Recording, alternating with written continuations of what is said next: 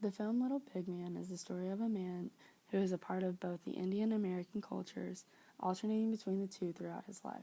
This film is set in the time period between the 1850s and 1910.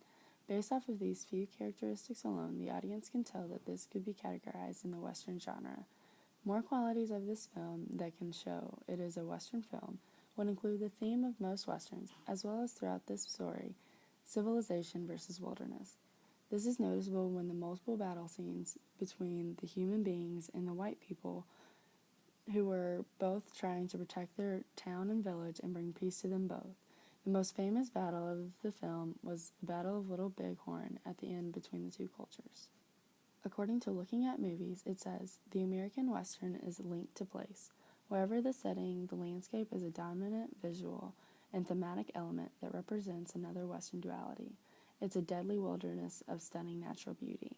This is true in the film because no matter what culture Jack was a part of, both were in the small towns and villages in a prairie-type environment. This film is similar to many Western films, but it is also relevant to many movies that are not a part of the same genre. One story that comes to mind that is related to Little Big Man would be Citizen Kane. These two movies are connected through the use of flashbacks throughout the film. Both main characters started off with challenging childhoods, being adopted by people that they relatively did not know. As they began to mature, both men grew up and became respectable men. Although with the storylines, there are battles in both movies.